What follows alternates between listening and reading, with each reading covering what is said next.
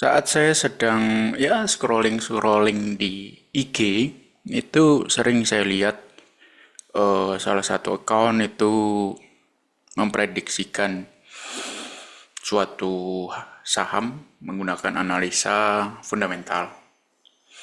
Tapi yang saya agak kurang pas ya, mungkin cara account tersebut mengarahkan atau menggiring opini bahwa suatu saham itu harga saat ini sedang undervalue.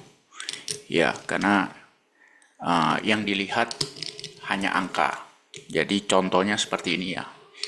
Ini emiten yang saya jadikan contoh ini, Anda bisa lihat bahwa total asetnya di tahun 2023 ya. Kita lihat nih ya, total aset 2023. Dia bandingkan dengan 10 tahun yang lalu. Jadi misalnya di 2013 gitu ya. Nah, 2013 total aset perusahaan ini hanya 15 triliun. Ya, di 2013 full year hanya 15 triliun. Dan di 2023 asetnya berkembang menjadi 68 triliun gitu ya. Sedangkan jadi aset tuh berkembang berapa itu? 53 triliun, jadi sekitar 300% lebih berkembangnya. Jadi dia bilang aset berkembang 300% nih, tapi harga saat ini berbanding dengan 2013 tidak selisih jauh, misalnya gitu ya. Nah, di situ aja saya melihat, terus dia bandingkan lagi dengan ekuitasnya atau equity dari si emiten ini. Saat ini 16,5 triliun. Di 2013 ekuitasnya hanya 3,6 triliun. Jadi wah, naik banyak ekuitasnya. Harga 2013 berbanding sekarang tidak selisih jauh. Misalnya gitu ya. Jadi itu agak sedikit apa ya? Kalau menurut saya sih ya dibilang salah juga enggak. Ya, dibilang salah juga enggak kalau dia mau bilang under value-nya dari sisi itu. Atau misalnya dia juga teruskan lagi ke laporan laba rugi, di mana laporan laba ruginya misalnya dia lihat sekarang nih 2023 full year 3,3 T laba bersih. Ya, 10 tahun yang lalu atau di 2013 laba bersihnya cuma 165 T. Jadi melesat jauh. Ya kan? Banyak gitu kan. Sedangkan harga saham 10 tahun yang lalu berbanding sekarang tidak naik sebesar itu. Jadi harga saat ini itu undervalue sekali. Lalu kalau kita lihat secara kuartalan nih, bisa ditebak juga kayaknya sih tahun ini kalau full year dia akan lebih baik atau minimal bisa sama seperti tahun kemarin ya. Anda lihat angkanya juga mirip-mirip di sini ya, 800-an miliar. Jadi apakah salah melakukan analisa fundamental seperti itu? Saya bilang sih tidak 100% salah, tapi kalau mau dibilang 100% benar juga tidak, karena tidak ada yang 100% benar dalam hal melakukan analisa. Nah, kemudian saya cek emiten ini gitu kan, lalu saya cek ke laporan keuangan di mana seperti di video-video analisa fundamental sebelum-sebelumnya, saya juga selalu melihat EBITDA dari perusahaan. Nah, Anda sudah bisa melihat di situ bahwa kode emitennya adalah TOWR. Sekilas kalau Anda lihat laporan laba rugi, omset 9,4 triliun, 9 bulan pertama nih, tahun 2024. Omset 9,4 triliun, dia bisa menghasilkan net profit 2,4. Itu suatu perusahaan yang bagus sekali kalau saya bilang. Kenapa? Karena Anda lihat, dengan omset 9,4 dia bisa menghasilkan laba kotor 6,5 triliun. Itu jadi margin laba kotornya itu besar sekali. Ya kan? Baratnya Anda lihat nih 6,5 bagi 9,4. Margin laba kotornya mencapai hampir 70%. Besar ya, karena dia menyewakan BTS kepada para perusahaan seluler phone ya, provider seluler. Dia menyewakan BTS. Anda bisa lihat juga EBITDA-nya 7,5 triliun. Dimana kalau 7,5 triliun 7,5 kita kali 7, kan di video-video sebelumnya saya pernah bilang equal ya, minimal saya bisa bilang ini murah atau enggak secara cepat itu kita lihat dari EBITDA versus market cap. Dimana kalau kita kali 7, maka market cap saat ini harusnya di angka 52 triliun. Sedangkan market cap saat ini TWR hanya 32 triliun. Jadi bisa dibilang under value secara angka. Betul, secara angka ini very under value. Nah gitu ya.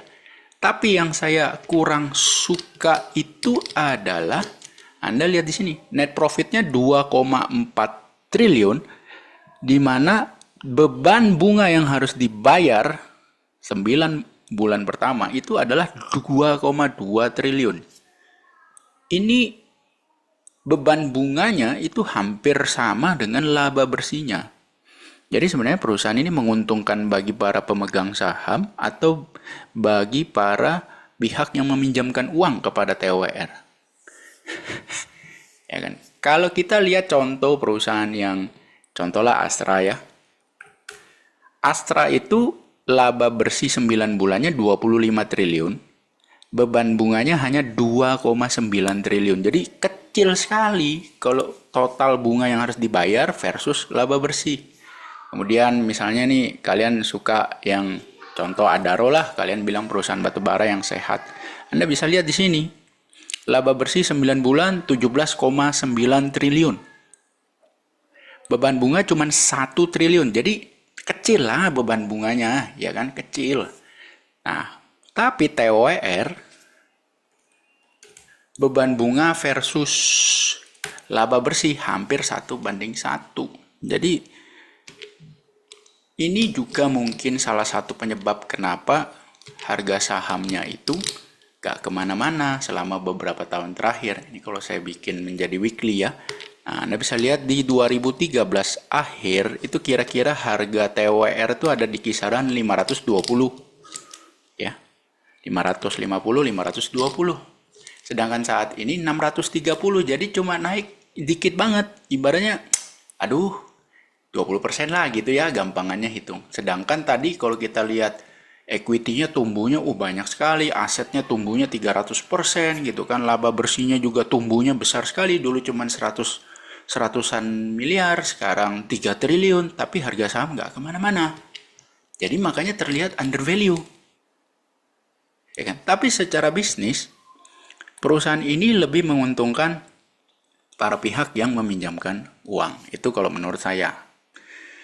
Kemudian juga ada Starlink, itu mengubah suatu visi ke depan ataupun mengubah suatu proyeksi ke depan bahwa kalau ada Starlink maka daerah-daerah semi terpencil, bukan yang terpencil ya, semi terpencil itu mungkin akan berpikir 2 kali untuk menggunakan BTS karena cost untuk mengadakan BTS itu tinggi. Ya, jadi ibaratnya ruang lingkup bisnis dari TWR itu terbatas hanya di kota-kota besar, karena kita sama-sama tahu Starlink meskipun pakai satelit begitu, secara kestabilannya itu masih tetap jauh lebih stabil kalau menggunakan fiber optik, ya kan, secara stabil. Kalau menggunakan Starlink, ya dia bisa di tempat yang terpencil, oke, bagus. Nah, kalau yang butuh stabil kan kota besar. Sedangkan daerah terpencil dan semi terpencil itu tidak butuh stabil, butuhnya ada jaringan. Sedangkan membangun BTS itu mahal sekali. Kalau menyewa Starlink lebih cepat, ya kan? Ibaratnya hari ini bayar, langsung bisa dapat koneksi internet. Itu juga yang harusnya sih dipertimbangkan untuk bilang perusahaan ini under value apa enggak. Karena kita melihat ke depannya seperti apa. Nah, itu kalau menurut saya. Kalau menurut kalian gimana? Ini secara angka saja sih under value sebenarnya. Karena harga 10 tahun yang lalu berbanding sekarang itu nggak beda jauh. Sedangkan laba bersih 10 tahun yang lalu dibandingkan sekarang itu bedanya jauh banget. Ya, sekarang itu 3 triliun. Tahun 2013 laba bersih cuma 165 miliar. Jadi pertumbuhannya luar biasa. Ya, harga nggak beda jauh. rajin bagi dividen pula, ya kan, rutin. Nah, gitu. Terus ibaratnya pemegang sahamnya juga bukan perusahaan ecek-ecek, ya kan. Jadi kalau cuma bicara angka, under value iya. Tapi kalau bicara prospek bisnis, bagaimana menurut Anda? Saya ingin tahu apakah ini memang beneran under value menurut Anda, cocok untuk diinvest long term karena kestabilannya membagikan dividen dan ibaratnya ya nggak apa-apa Pak dengan BTS yang sudah ada, kalaupun dia nggak nambah BTS nih Pak, kan itu kewajibannya pelan-pelan akan terkikis, sehingga dengan kewajiban yang makin mengecil maka beban bunganya juga akan makin kecil sehingga dia bisa mengenerate laba bersih yang lebih besar. Pada akhirnya dividen yang didapat pemegang saham juga lebih besar, ya kan. Boleh berpendapat seperti itu, tapi saya ingin tahu apakah memang banyak yang menganggap oh ini under value nih TWR dengan harga sekarang, karena ya itu tadi pertumbuhan angka-angka berbanding 10 tahun lalu itu memang bagus, ya.